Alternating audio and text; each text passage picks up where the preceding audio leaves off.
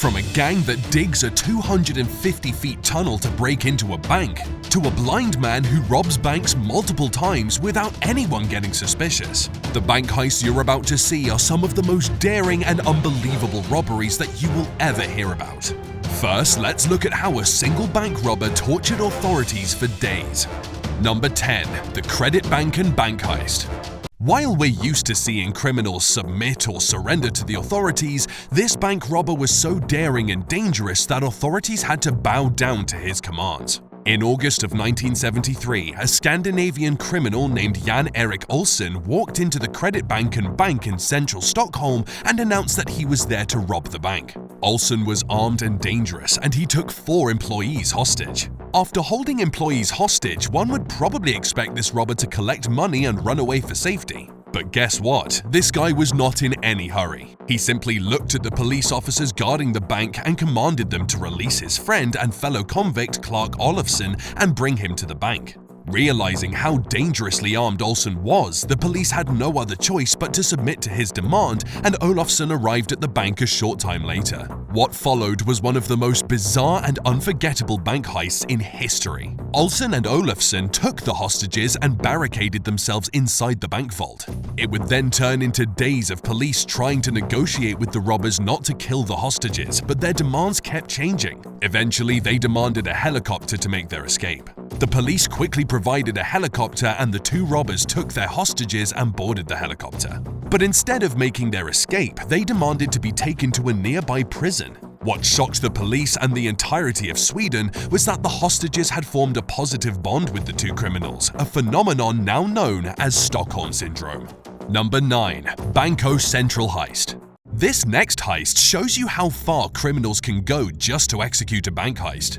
Back in 2005, a group of 25 crafty robbers posed as a phony landscaping business and rented a building in Fortaleza, Brazil. But their real motive was far more sinister.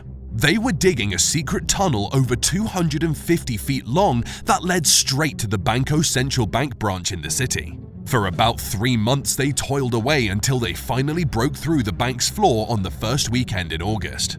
This allowed them to get access to the vault and walked away with about $70 million at the time. The plan was well executed and no one got suspicious until when the bank opened for business on Monday. Investigation into the matter began, and the police managed to arrest only 8 out of the total 25 criminals who engaged in the crime.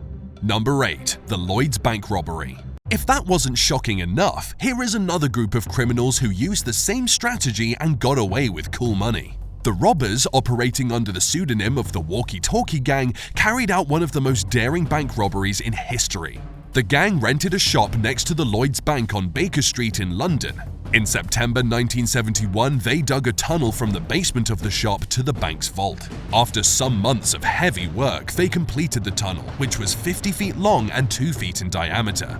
On the fateful night of the crime, they entered the bank through the tunnel and made away with over $4 million in cash and valuables. After a long chase with the police, the gang would eventually get nabbed and charged for the crime, but some of the stolen items were never recovered. Number 7. Hacker Heist. This next group of criminals was so smart that they could rob not just one, but several banks across the world, all in the comfort of their homes. This syndicate that came to be known as Carbanak consisted of tech-savvy Russians who relied on technology to swindle over $1 billion from about 100 different financial institutions in China, Japan, the US, and Europe. Their strategy was simple: share an attachment in a cleverly disguised email and use that to hack into the bank's security networks undetected, making off with the loot over a period of 2 to 4 months. But that's not all. These cybercriminals even managed to trick cash machines into dispensing money at will without the need for a credit card. It's been years since their daring exploits, and yet the Carbanak remains at large. Number 6. Pizza Delivery Bomber.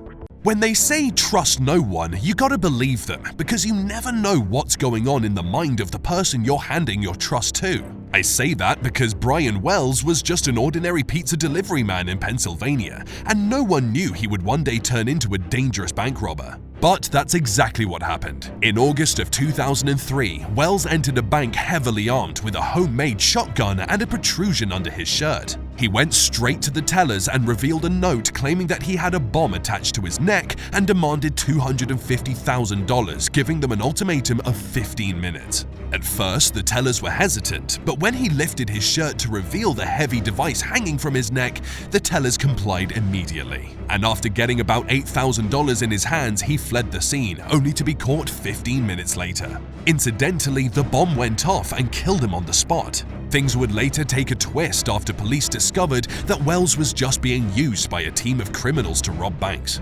Number 5. Craigslist.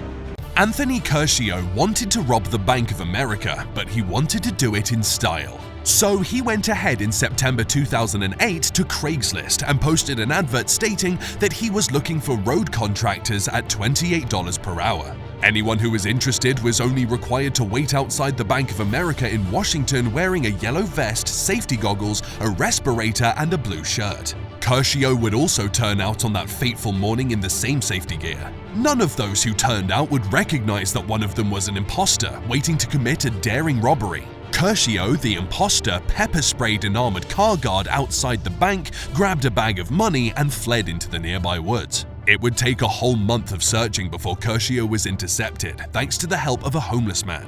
He was sentenced to 5 years imprisonment and completed his jail term in 2013. Today, he is an activist, touring the country and giving inspirational talks against criminal activities. Number 4. Saddam Hussein bank heist.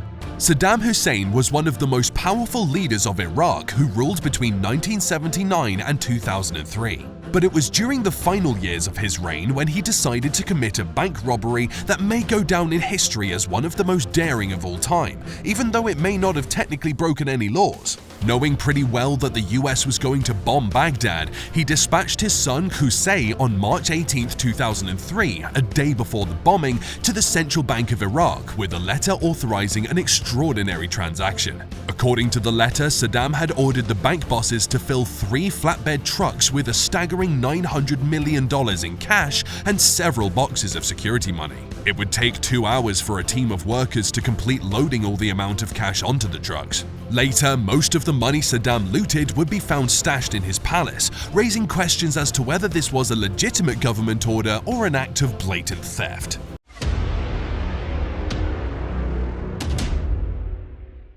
And with that, it's now time for today's best pick. Today's image features a clown seemingly robbing a bank in a happy mood. Let's find out more with Number 3. Santa Claus bank robbery. On December 23, 1927, in Cisco, Texas, a man dressed as Santa Claus walked down Main Street spreading cheer to the children. But little did they know the man behind the red suit was actually a crook named Marshall Ratliff. The man would walk into the First National Bank along with 3 young men and holding the teller at gunpoint. And while he was stuffing money and bonds into a sack, a little girl innocently entered the bank to say hello to Santa, not realizing the danger she was in. It would take the wit of her mother to save the situation. Sadly, when the police arrived, Ratliff and his crew took off with 2 little girls, holding them hostage. This would turn into one of the greatest manhunts Texas has ever seen. Eventually, the girls were found alive, and Ratliff, together with his accomplices, were captured and thrown in jail. Number 2. Northern bank robbery. Criminals are ruthless people, and they can do just about anything to get away with their crimes. And that's exactly what happened during the Northern bank robbery in Belfast. It was on a night in December 2004 when a gang of 3 masked men held the families of 2 Northern bank cash clerks hostage at gunpoint. The gang forced the men, who were the key holders of the bank, to report back to work and pretend nothing was happening, despite their family being held hostage. In the evening, when all the employees had left, the 2 clerks, Chris Ward and Kevin McMullen, remained in the bank to allow the gang to rob. In the end, the gang stole a whopping £26.5 million in cash, going down in history as the largest sum ever stolen in any UK robbery. Even though authorities would later launch a manhunt towards the gang, no one was ever arrested. Number 1. The blind bank robber. Robbing a bank is perhaps the last thing you'd expect of a blind man, but you'd be surprised that Robert Vernon executed this crime so well while being blind and no one would suspect him. He managed to rob a total of 17 banks in New York and Las Vegas back in the 70s while just hiding behind his disability. Now, you're probably wondering how this blind man was able to execute multiple bank heists for all that time, right? Well, Robert would rely on his other senses and exploit a prison rumor that made banks easy targets. He knew from his experience in prison that a bank teller was allowed technically to give any amount that a robber would request. And so when he got out of prison, he entered a city bank and slowly moved to a teller to whom he handed a card with a message reading, "Be quick, be quiet, or you're dead. Put all the cash in the bag. I have a gun." This worked perfectly. He would use the same trick on several accounts in New York and Las Vegas until he was finally nabbed in 1983 and sentenced to 17 years in jail. Thanks for watching.